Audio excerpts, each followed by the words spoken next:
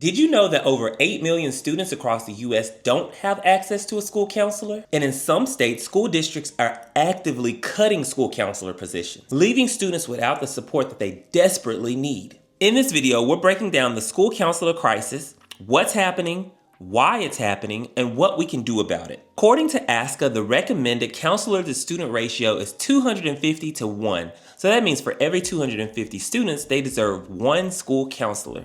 However, we realize that this is not always accurate. I am a middle school counselor. I currently have 7th grade this year, and I loop with my students. So next year when they go to 8th grade, I'll still be their counselor. And I have 428 students to one little old me. And the actual national average is 376 to 1, which is far, far from ideal. You can't really support that many students if you're one person having that many students. Well, let me rephrase that. I won't say that you can't do it, it's just harder to do. Because I know many counselors who have way more than the ASCA recommended ratio. And they're doing some really amazing things on their campuses. If that's you, shout it out in the comments. How many do you have? What's your student to counselor ratio? And be sure to comment below and tell us what grade level you support. So here's some more statistics. In elementary and middle schools, the ratio is even worse. In some cases, it's 581 to 1, and in elementary, there's 702 to 1. I was just talking to a counselor the other day at a training, and she told me that she has 900 elementary students, and she's only one school counselor. Now that is absolutely crazy. But do you want to hear something even worse? Shockingly, 17% of high schools across the United States don't even have a counselor at all, leaving 650,000 plus students who are underserved and without support. How in the world is that even possible to have a high school with no school counselor? When I think about a high school counselor, although I've never worked in that grade level, I think about scholarships, FAFSA, college applications, getting them ready for life after high school, post-secondary needs.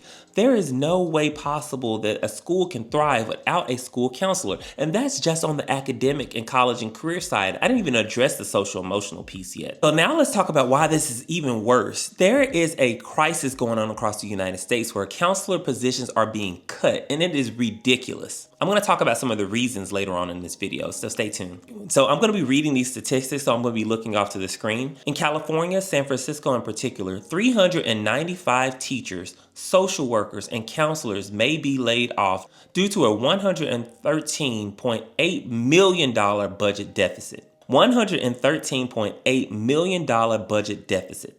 That is unheard of. In Massachusetts, I can never say Massachusetts, by the way. Budget constraints mean counselor positions are left unfilled, leading to unmanageable caseloads. In Hawaii, 31 counselor positions and 20 school psychologist roles remain vacant, forcing schools to rely on tele-mental health services. In Connecticut, Bridgeport specifically, 45 administrative positions were eliminated, affecting school support services. So now let's talk about why schools are cutting school counselor positions. Budget deficits is the #1 reason. Many districts are struggling financially to find the funds in order to pay counselors. Declining enrollment. Schools with fewer students enrolled receive less funding, which leads to job cuts for counselors and other educators. On top of that, federal funding that was received after the pandemic has expired in a lot of cases, which was a temporary boost of school budgets across the nation. And without those funds, school districts have to cut some positions, and unfortunately, school counseling roles are the ones that are on the chopping block, which is sad because, again, that means students are not receiving the support for mental health, social emotional, college and career, and academic support that they need, which means that either it's not getting done or somebody's having to do extra duties, which is unfair and it leads to burnout even quicker. And sadly, some school districts across the nation don't see counselors as valuable support systems for students. They see counseling services as extra and unnecessary or non-essential, which means they can be cut easier and quicker than other roles, which that is really sad. And it goes to show that there are so many educators, families, stakeholders, and people across the nation who really don't even know what school counselors do. And I'm going to talk a little bit about the solution in this video too, which is why it's super important that the week of National School Counseling Week, we advocate for our roles. Again, I hear so many people online and so many people in these forums talk about that they didn't get any gifts for National School Counseling Week, and they need and deserve a week of appreciation. And I'm not going to argue with that, but I will say that that week in February, National School Counseling Week, it's a week where we're showing educators, stakeholders, families, communities, what we do as school counselors and why we're valuable in our role.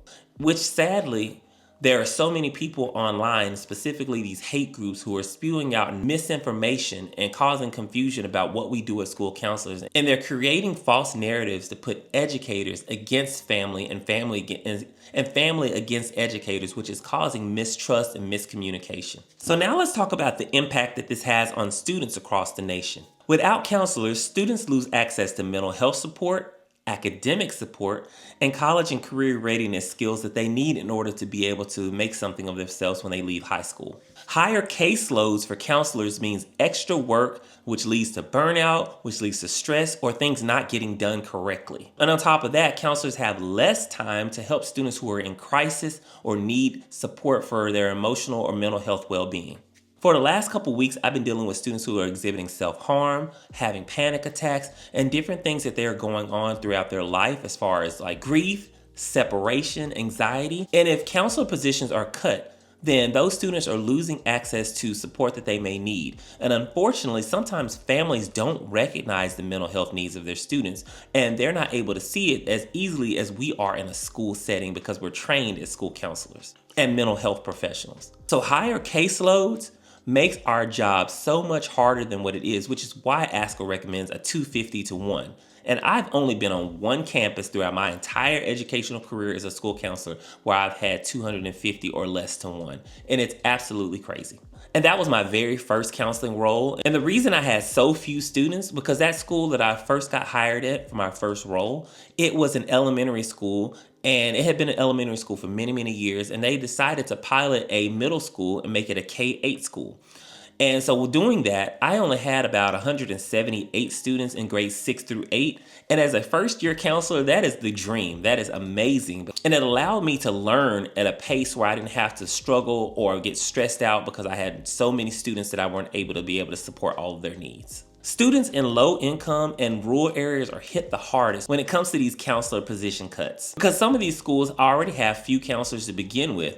And there are some counselors who I've heard who are splitting campuses. If you're an elementary school counselor, you may be supporting 2 or more schools if you're in rural areas, which is not ideal because it doesn't give you the time to be able to build those relationships and work with one community because you're being split and torn on 2 different campuses. So basically it all comes down to money or lack thereof. And because there's not enough money in the district, these schools are cutting school counselor roles, and the people who are getting hurt the most are our students. Those are the ones who are being affected the most. What can we do to stop this? Again, I mentioned National School Counseling Week, but the biggest thing that we can do is advocate for our role and show support, reaching out to school boards, government officials, and legislators to stress the importance of school counseling roles and positions. That means going to these school boards, not just going there to just sit in the audience. It means advocating for our role, standing up and saying what we do, presenting facts, going on schoolcounselor.org and downloading some of those graphics that ASCA presents